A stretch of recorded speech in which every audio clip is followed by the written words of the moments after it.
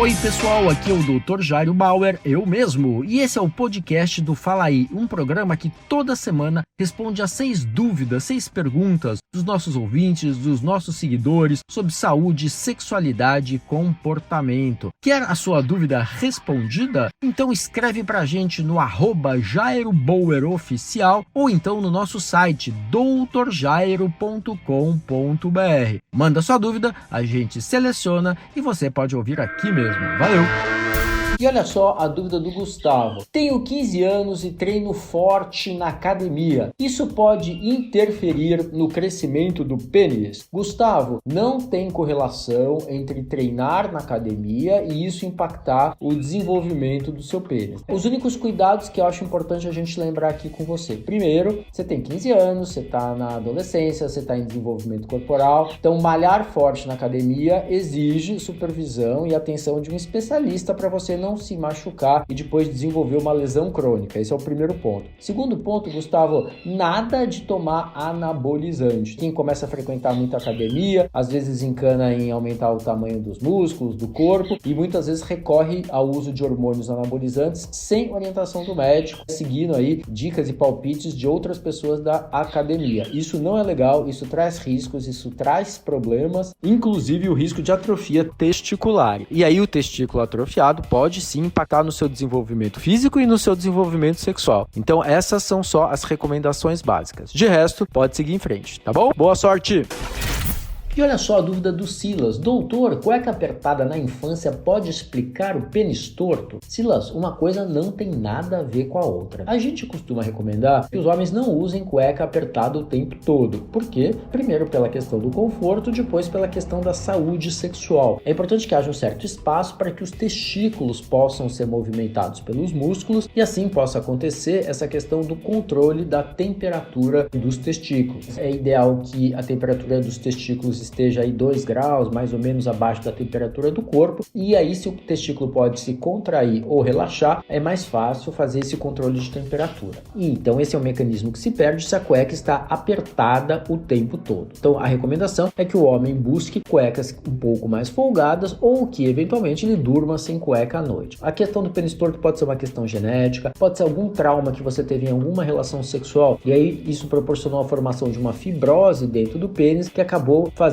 com que ele ficasse um pouco mais torto. Normalmente não há recomendação também de cirurgia para correção do pênis um pouco torto, a não ser que ele seja muito torto a ponto de dificultar ou de causar dor na relação sexual. Tá bom, Silas? Boa sorte, qualquer coisa volta a falar com a gente.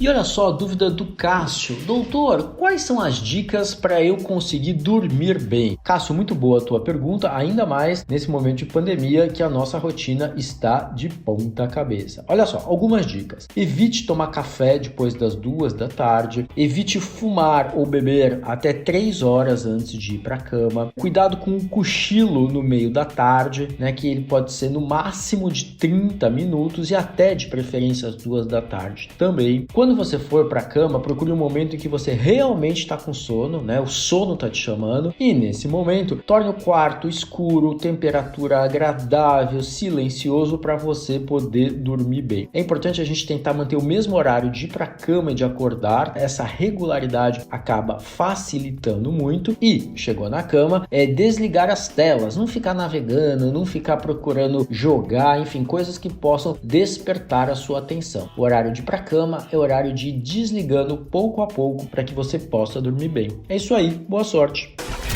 E olha só a dúvida da Bruna. Doutor, tenho 37 anos e não consigo engravidar. O que pode causar isto? Bruna, a primeira questão, né, para a gente falar em dificuldade de engravidar, a gente tem que considerar que o casal está tentando há 1 ano, com vida sexual frequente, ativa e sem usar nenhum método anticoncepcional. Aí depois desse período, se o casal não conseguir engravidar, a gente pode começar a pensar numa questão de infertilidade. Quando a gente discute infertilidade do casal, a gente sabe que em 40% 60% das vezes as dificuldades estão com a mulher, 40% estão com o homem e em 20% das vezes o homem e a mulher têm algum tipo de situação que pode contribuir para uma dificuldade de gestação. E quais as principais causas na mulher, por exemplo? A idade, a gente sabe que com a idade a fertilidade cai, a presença de uma infecção que pode provocar alteração dos movimentos das trompas, das tubas, ou mesmo uma dificuldade maior de implantação do ovo fecundado no útero da mulher. Então é muito importante que se investigue essa questão das infecções e também, muitas vezes, a mulher tem irregularidades menstruais por conta de ovários policísticos ou alguma situação hormonal que dificulta, então, essa fertilidade. Por isso é muito importante a mulher fazer a avaliação com o ginecologista e o homem com o urologista. É isso aí, boa sorte!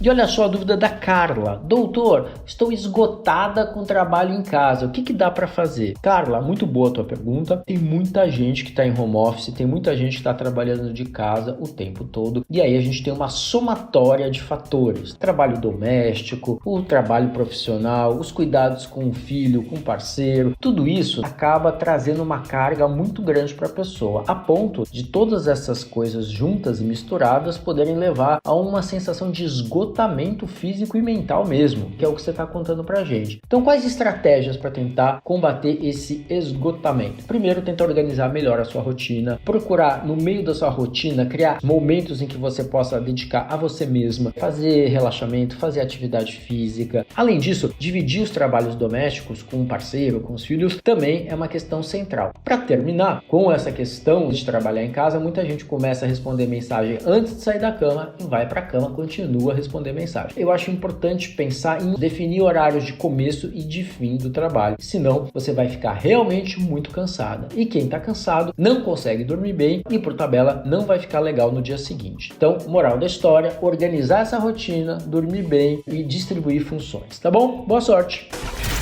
E olha só a dúvida do Miguel. Doutor, coito interrompido e pílula do dia seguinte, alguma chance de gravidez? Miguel, o coito interrompido é um método que o garoto, o homem, retira o pênis da vagina antes da ejaculação, portanto ele não ejacula dentro da vagina. Ele é um método que muitos casais usam para tentar evitar uma gravidez, mas ele não é 100% seguro nem 100% confiável, porque eventualmente o homem pode não conseguir se controlar. Então acho que esse é o primeiro ponto. A pílula do dia seguinte, que você usou em combinação com um coito interrompido, ela amplia muito a proteção contra uma gravidez indesejada, mas ela também não é um método 100% eficaz. Ela pode ser tomada até 72 horas depois da relação suspeita. Quanto mais cedo ela for tomada, melhor a sua eficácia. Mas olha só o que vocês estão fazendo. Vocês estão usando dois métodos de emergência, dois métodos que diminuem o risco, mas não zeram esse risco de gravidez indesejada. Se você tem uma vida sexual ativa com a sua parceira, por que vocês não escolhem métodos mais confiáveis? Por exemplo, pílula anticoncepcional, usar camisinha de forma regular, ou se vocês estão muito preocupados, a combinação de pílula e camisinha como um método duplo de proteção. Então, essas são medidas mais eficazes, são medidas mais seguras para evitar uma gravidez indesejada, tá bom? Pensa nisso e qualquer coisa, conversa com a tua namorada e recomende que ela procure então um ginecologista, tá bom? É isso aí. Tá com alguma dúvida? Então escreve pro nosso Instagram, @JairoBauerOficial, ou ainda para o nosso site, doutorjairo.com.br. É isso aí. Você ouviu Fala Aí, com o Dr. Jairo Bauer.